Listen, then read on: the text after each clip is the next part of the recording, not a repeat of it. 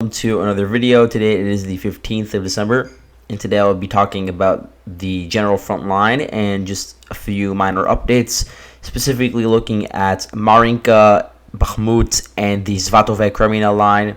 So let's start out with the situation in Marinka, which I would say is probably the second most heated part of the front line right now. You're having a lot of urban battles, and I did make a video about this. Maybe it was a week or two ago, just a deep dive into the entire situation, analyzing what's going on there and what could happen there. So I'd recommend that everybody watch that video. And since then, we haven't really seen many advances from the Russian side. They did perhaps gain about, like it says here, 1,000 feet in certain parts of the front line.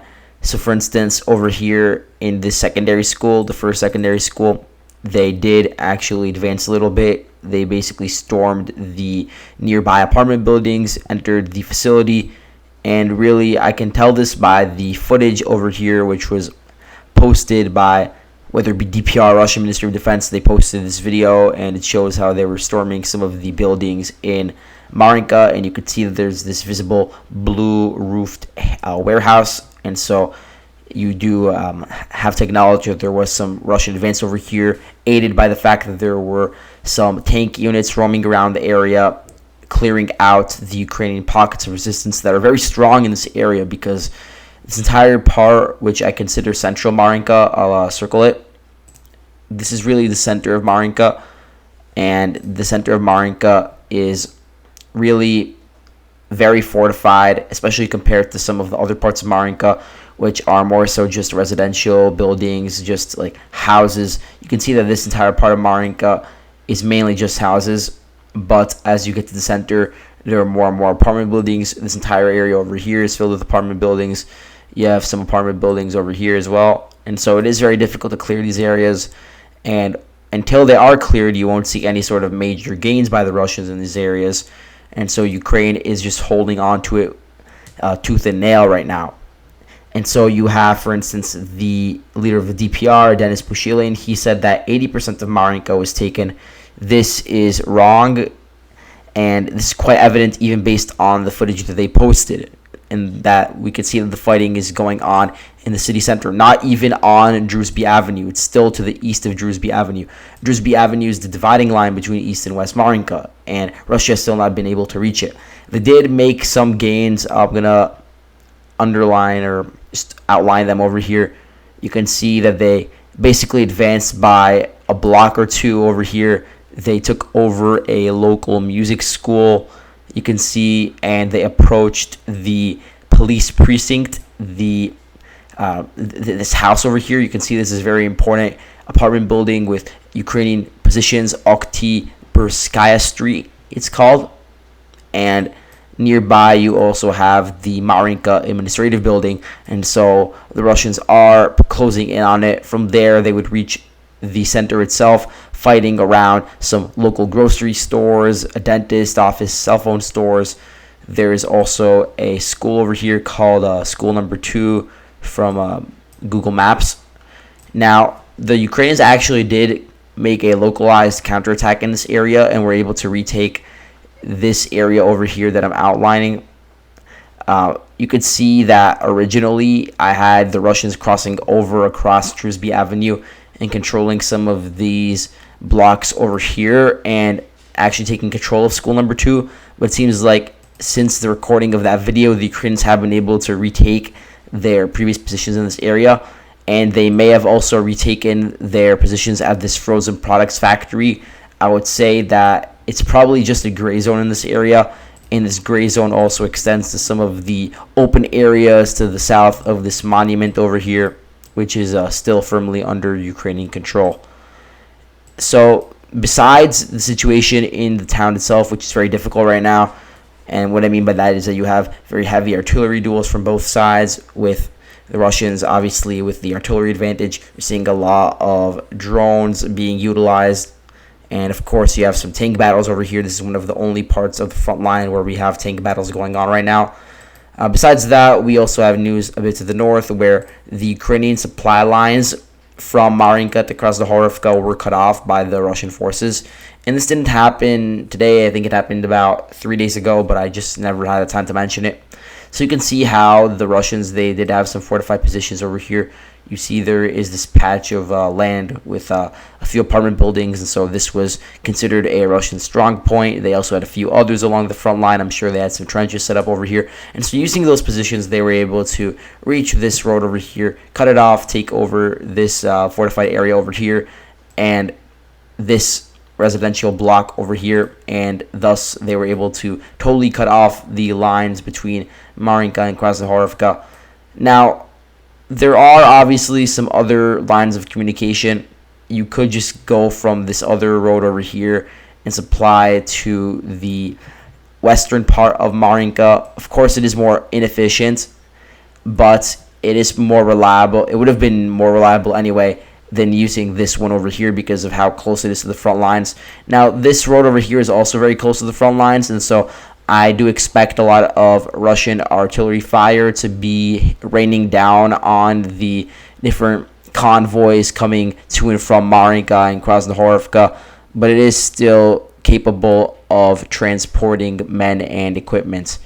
And so, really, besides that, we haven't seen many changes in this area. You still have the 79th Air Assault Brigade fighting in tooth and nail in this area, specifically 3rd Battalion of that brigade is one of those units that is fighting over here. The Ukrainian General Staff, they reported that they were able to repel attacks on Pobieda, on Nova Mikhailivka, of course on Marinka as well, and on Vesely.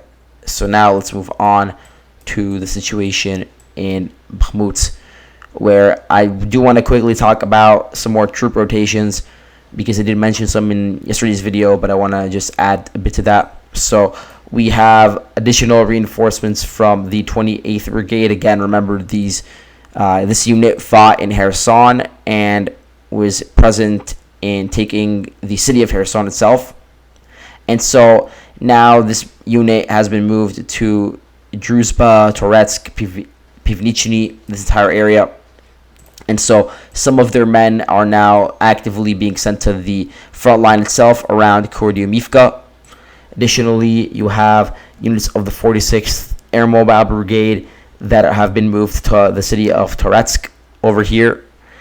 And so they are trying to fortify this one area of the front line, which I would say is a bit of a weak point for the Ukrainians, because obviously Bakhmut and its environs are very fortified because they were so close to the front line for so long. Obviously, suburbs like Shumi are very fortified because they've been on the front line for so long. But this entire area around just to the west of Kurdyumivka and Ozaryanivka, this entire line over here that I'm going over in red, it's not that fortified. Really, the only barrier in between the Russians and the Ukrainians in this area is 2 ridges that I'm going to circle, this one over here and this one over here, and of course the canal, which again isn't that wide, and Russia has already crossed in one sector over here. And so they're very quickly starting to send some of their units that fought in Kherson to just man the line over here in an area that is very exposed and in an area where it is relatively low elevation. So you have units like the 62nd Mechanized Brigade over here, 46th, 28th, and then you have some units from the 1st Tank Brigade, although I do believe that this unit is dispersed around the entire front line, not just in Toretsk itself. And so there is always the possibility that Russia shifts focus away from Bakhmut and then tries to focus on expanding its domain of control to the west over here by taking over Bilahora. By taking over Bilahora, they would be able to get control of some of the supply lines to the north of Toretsk and to the east of Kostiantynivka, and so it would be a very strategic position to take over. And from there, they can reach some of the other supply lines and some of the other key cities that are necessary for not just the current Ukrainian line of defense, but for the backup one if Bakhmut were to fall. And so perhaps Russia is trying to shape the battlefield in a way that would make an advance in this direction more suitable for them. Okay, so the Ukrainians, they have reported attacks from the Russian side on the towns of Yakovlivka, Soledar, obviously Bakhmut, and really also on this town Bilohorivka. So again, they're contesting that these towns are fully under Russian control, especially Yakovlivka. We now heard from Russian sources that they were able to fully clear the vicinity of Yakovlivka, which does imply that the Ukrainians, even after Yakovlivka fell, still had positions in at least like the area surrounding the town, which is believable because like a lot of Yakovlivka extends a bit to the north in an area where Russia would be exposed. So maybe you had some Ukrainian soldiers stationed in this area. Maybe you had some stationed in the forest belts over here. There are probably some trenches set up over there, maybe even over here. And again, by clearing all these areas, it does open up the town of Vesele, which is in between the current front line and the Seversk-Bakhmut road. And so it is very important to the strategic situation. And it would give, as I said before in previous videos, the Russian troops the control of the hilly area and heights that could be used to flank Soledar and, by extension, Bakhmut. And so let's now move on to the situation in Svatove-Kreminna line, where we have reports from basically where Gonzo said that the 80th Air Assault Brigade was just conducting some localized counterattacks in the area of Bilohorivka, which has been a town that has gone back and forth. Meanwhile, Rybar, they said the opposite, where they said that the Wagner Group was going actively on the offensive over here. Either way, I don't expect to see much from this area. Gonzo and some Ukrainian sources also reported that the Ukrainians were trying to make an active push to secure Dubrova. Again, this makes sense because Seversk is threatened if Bakhmut falls from the south, and so they would have to at least have control of this forested area. A lot of these like nature reserves and forests, and towns like Dubrova and Bizmuzny, in order to prevent Seversk from being flanked from both sides.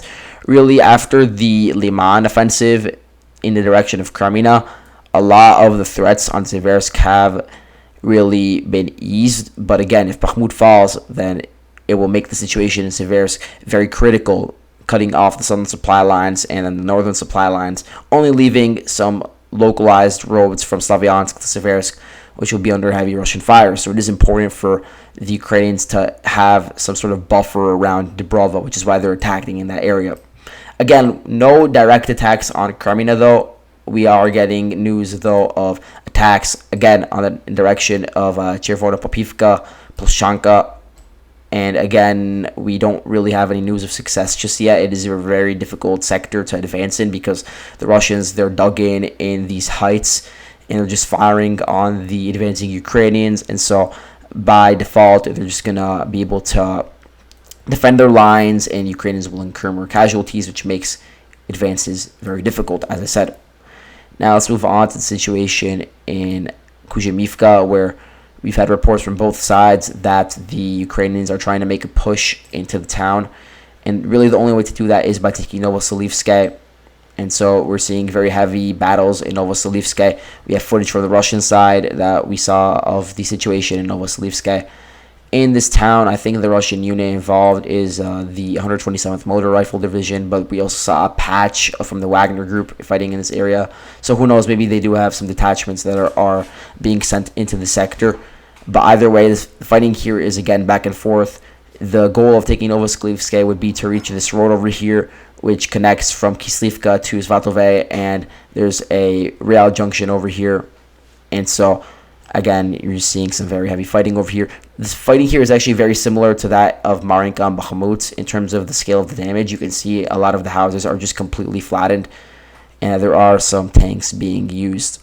Now, I made some adjustments to the map over here in the northern part of the Oskil line. These aren't really new developments, but there are ones that I want to remind people of because they've been glossed over by most people covering the war. And so you can see here that I have Kislivka and Kotli Rivka as marked under Ukrainian control. They took these over, I would say, over the past month or so, as the Russians withdrew to their new line, basically from Persotrovneve to around Volodymyrivka, basically around this very minor road, because they couldn't hold the lines at Kislivka. they were too stretched out and untenable, so they just had to withdraw before some very heavy fighting could occur in Kislivka. They were able to hold out, though, for a while, and you had a lot of Ukrainian assaults towards Kislivka. But in terms of the town itself, I don't think that we saw that much like urban warfare within it.